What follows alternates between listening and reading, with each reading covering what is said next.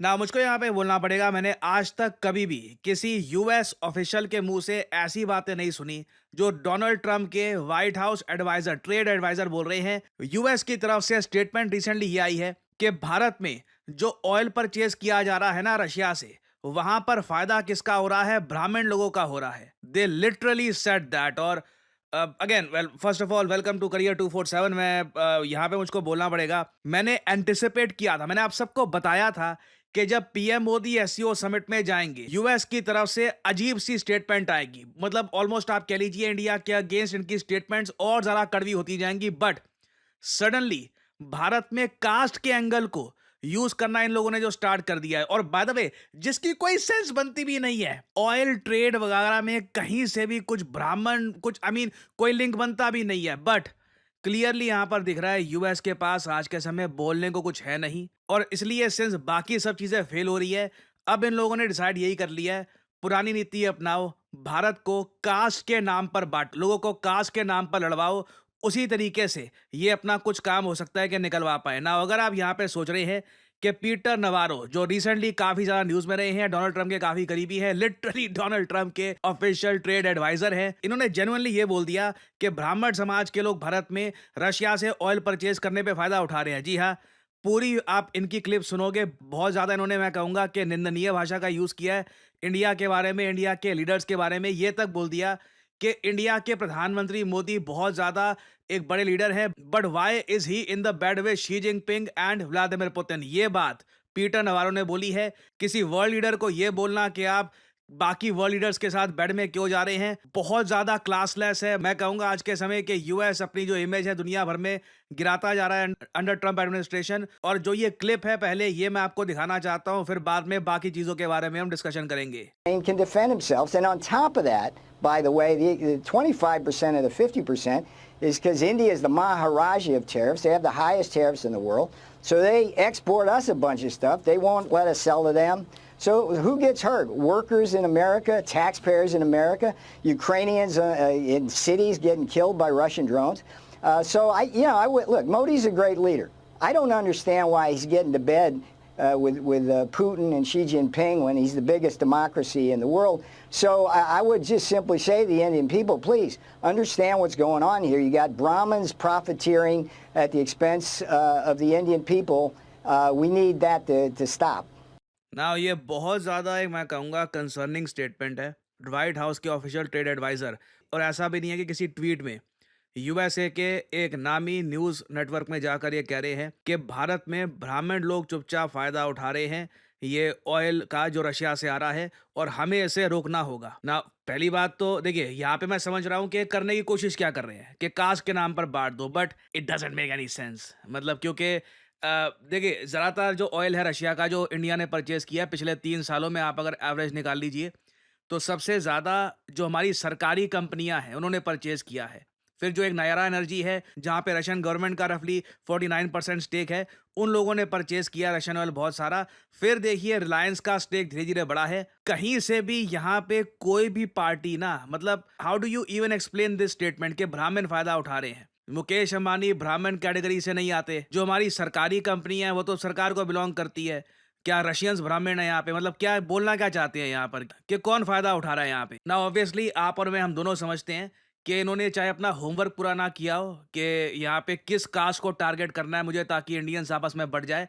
But इनका जो प्रयास है, इससे देखिए भारत में कान खड़े हो जाने चाहिए कि यूएस हो सकता है इस तरफ भी देखे कि अगर इंडिया में सरकार को, अगर मान लीजिए हमें फोर्स करना है कि रशिया से ऑयल ना परचेज करे, तो यूएस कास्ट का एंगल खेल सकता है।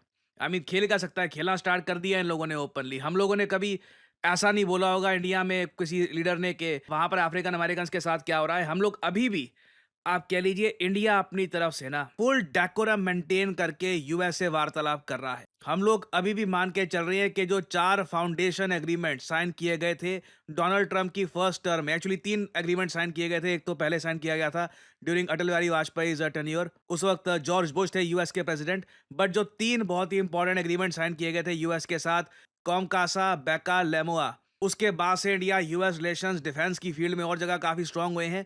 उसके बेसिस पर रिलेशंस अभी भी काफी हद तक स्ट्रांग बने रहे। बट आई थिंक कहीं न कहीं हमें अब इवैल्यूएट करना होगा कि हम कब तक ये बर्दाश्त करेंगे। जो आज के समय लैंग्वेज यूएसए से सुनने को मिल रही है, इवन पाकिस्तान की तरफ से भी आपने देखा होगा ऐसी लैंग्वेज सुनने को नहीं आई। कोई पाकिस्तान का हाई रैंकिंग गवर्नमेंट ऑफिशियल हो, वो भी इस टाइप की स्टेटमेंट नहीं देता। इवन चाइना की तरफ से भी कभी ऐसी स्टेटमेंट नहीं आई होगी। इंडिया के जो आप कह लीजिए वर्स्ट एनिमीज रहे हैं इन द पास्ट, जिन्होंने अटैक किया इंडिया को, वो भी ऐसी भाषा का यूज नहीं करते होंगे जो आज के समय यूएसए से सुनने को मिल रही है।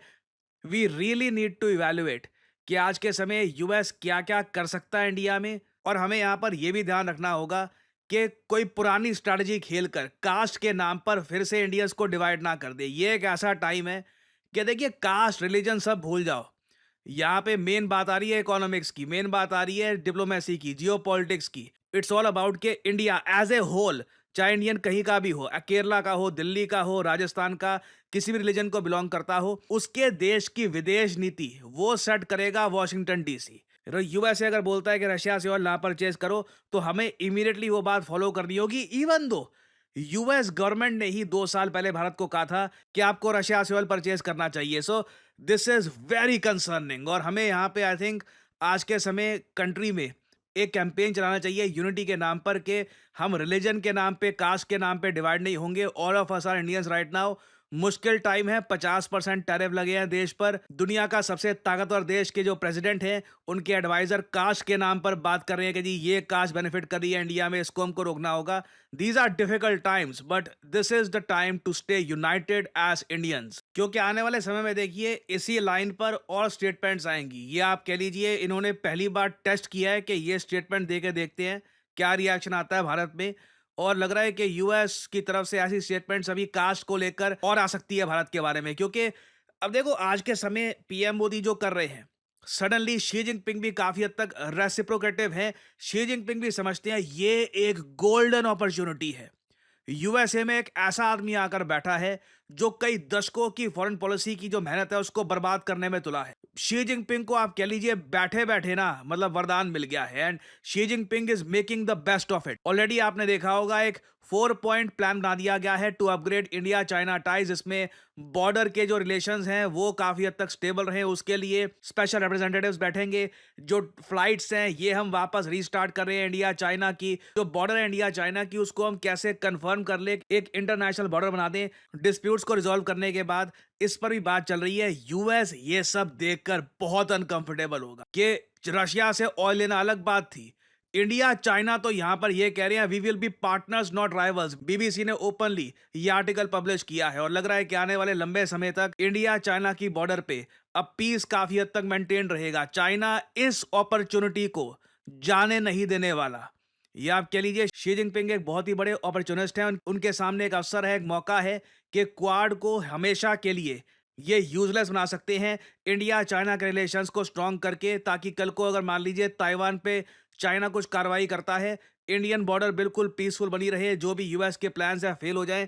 This is perfect for China. मतलब मैं ये भी कहूंगा यहाँ पर शी जिनपिंग एक बहुत ज्यादा लकी लीडर हैं कि सडनली ऐसे जियोपॉलिटिकल समीकरण इनके सामने आ गए हैं। तो आने वाले समय में देखिए बहुत सारी डेवलपमेंट्स होने वाली हैं एससीओ समिट से रिलेटेड। मैं आज वीडियोस लाता रहूंगा कि एससीओ समिट में क्या हो रहा है, क्या कुछ डेवलपमेंट्स हो रही हैं। मोस्ट प्रोबेबली आज व्लादिमीर पुतिन और पीएम मोदी भी मिलेंगे चाइना में। So a lot of new things will happen. I will keep on making updated videos for you all, और मैं आप सबको रिक्वेस्ट करूंगा एज इंडियंस स्टे यूनाइटेड। कोई इन्फ्लुएंशियल कंट्री जो भी बोल रहा हो, कुछ भी बोल रहा हो, जो पुराने टैक्टिक्स हैं उनको फिर से सक्सेसफुल होने मत दीजिएगा। Think like Indians, stay United, और ये एक मुश्किल टाइम है, this to shell pass. Now पिछले कुछ महीनों में करियर 247 ने कई लोगों की नौकरी लगवाई है। For example axis bank, federal bank में आप अगर देखें तो 200 से ऊपर लोगों की नौकरी हम लगवा चुके हैं। वो लोग अभी अपने ट्रेनिंग पीरियड में हैं and their job will begin very soon. और लोग कॉन्स्टेंटली हमसे पूछते हैं कि जॉब मार्केट में कल को अगर हम जाते हैं तो एक अच्छी जॉब पाने के लिए क्या स्किल सेट हमारे पास होना चाहिए, क्या हमारे पास होना चाहिए कि कल को कोई एआई कंपनी हमको हायर करे, हमारा अच्छा सैलरी पैकेज हो, इवेंचुअली हम भी 10 lakh per annum, perhaps 15 lakh per annum की तरफ देखें after some years of experience. तो मैं यहाँ पे आपको बता दूं, one of the most in demand skills in the world right now आज के समय है डेटा साइंस। आप अगर डेटा को लेकर देखें, आपको ये बात तो ऑलरेडी पता होगी कि data is the new oil, और डेटा से रिलेटेड 3 जॉब्स हैं प्राइमरली जो मार्केट में डोमिनेट कर रही हैं। पहले तो है डेटा साइंटिस्ट, फिर है डेटा इंजीनियर्स और फिर डेटा एनालिस्ट्स। इन तीनों की आवश्यकता आप देखोगे आज के समय मॉडर्न डे स्टार्टअप्स में, कंपनियों में, हर जगह है। मैं आपको ये बता दूं, ओपन एआई ने रिसेंटली ये बताया है कि भारत उनके लिए सेकंड लार्जेस्ट मार्केट है और बहुत ही जल्द ओपन एआई भारत में एक हायरिंग कैंपस भी ओपन करेगा। आप देखोगे इन द फ्यूचर बहुत सारे लोग AI engineers, data engineers Bharat से निकलेंगे, डेटा साइंटिस्ट भारत से निकलेंगे और ये ना सिर्फ भारतीय कंपनियों के लिए, मल्टीनेशनल कंपनीज के लिए काम करेंगे भारत में। अभी भी आप देख लीजिए टीसीएस, इन्फोसिस, वेरियस कंपनियों में डेटा साइंटिस्ट की वैकेंसीज निकलती रहती है और आप अगर एक फ्रेशर है तो आराम से आप साल का 5 लाख पर एनम एक्सपेक्ट कर सकते हैं। धीरे धीरे as you gain experience as a data scientist, कई डेटा साइंटिस्ट हैं आज के समय जो 15 lakh per annum, 20 lakh per annum भी इंजॉय कर रहे हैं सैलरी पैकेज का easily with reasonable amount of experience. तो करियर 247 आपके लिए यहाँ पे लेके आया है आर डेटा साइंटिस्ट कोर्स, जो आपको तैयार करेगा, आपको स्किल्स देगा to become a data scientist. यहाँ पे ऐसा नहीं है कि प्री रिकॉर्डेड लेक्चर्स आपको मिल जाएंगे, देख लिया ठीक है काफ़ी है। लाइव लेक्चर्स आपको मिलेंगे बहुत सारे और उन लाइव लेक्चर्स के दौरान आप क्वेश्चन पूछ सकते हैं, आप जेन्युइनली चीज़ों को समझ सकते हैं, टीचर से वार्तालाप कर सकते हैं। और एक बार आपने डेटा साइंस की स्किल एक्वायर कर ली, मैं आपको बता दूं दुनिया भर में रिपोर्ट छपी है कि 2026 तक मतलब कि 1 करोड़ से भी ज़्यादा डेटा साइंस की नौकरी आने वाली है। There will be a lot of jobs not just in India, Dubai में, यूरोप में, यूएस में, हर जगह। और डेटा साइंटिस्ट आराम से 20 से 30% ज़्यादा कमाते हैं compare to professionals from other background. तो अगर आप खुद को एज ए डेटा साइंटिस्ट देखते हैं, आपको करना सिंपली क्या है, जो वीडियो आप देख रहे हैं इसकी कमेंट सेक्शन में जाइए, यहाँ पे आपको लिंक मिल जाएगा हमारे data science and machine learning generative AI course का। और याद रखिएगा, हम यहाँ पर सिर्फ डेटा साइंस आपको नहीं सिखा रहे, हम आपको सिखाएंगे कि जेनरेटिव एआई के साथ कैसे डेटा साइंस की स्किल एक्वायर करनी है। This is what the companies are looking for. इस यहाँ पर लिंक पर करिए क्लिक, आपके सामने ये पेज ओपन हो जाएगा। बाय द वे मैं आपको बता दूं, हमारा डेटा साइंस का जो बैच है इसकी पहली क्लास कुछ ही दिनों में स्टार्ट होने वाली है। तो ये एक बहुत अच्छा टाइम है हमारे बैच को ज्वाइन करने का, क्योंकि पहली क्लास से आपका कोर्स स्टार्ट हो रहा होगा। You will learn everything from the beginning. 300 घंटों की लाइव वर्चुअल ट्रेनिंग यहाँ पे आपकी होगी। आपको एक NASSCOM और करियर 247 का सर्टिफिकेट मिलेगा और 15 से ज़्यादा इंडस्ट्री लीडिंग टूल्स आपको सिखाए जाएंगे। तो अगेन मैं आप सबको सिंपली यही कहूँगा, डेटा साइंटिस्ट के बारे में पढ़िए। आपको लगता है कि एक अच्छा करियर ऑप्शन आपके लिए बन सकता है, ये एक ऐसी स्किल है that can really help you in your life. अपना नाम यहाँ पर डालिए, ईमेल डालिए, नंबर डालिए और यहाँ पे डिस्काउंट कोड ऑब्वियसली डाल दीजिएगा PD10, ताकि आपको डिस्काउंटेड प्राइस पे जो भी कोर्स है ये ऑफर किया जाए। नहीं तो जो एक्चुअल प्राइस है इट्स बिट मोर, तो डिस्काउंटेड प्राइस पे आपको मिलेगा if you use the code PD10। और करियर 247 के कंसल्टेंट आपको कॉल करेंगे, आप वहाँ पे अपने सवाल ही पूछ सकते हैं रिगार्डिंग द कोर्स कि लेंथ कितनी होगी, क्लासेस किस टाइम पर होगी, सर्टिफिकेशन के बारे में। You can ask all those questions और you can begin your journey as a data scientist. So, good luck to all of you. And as I always say, may the gods watch over you.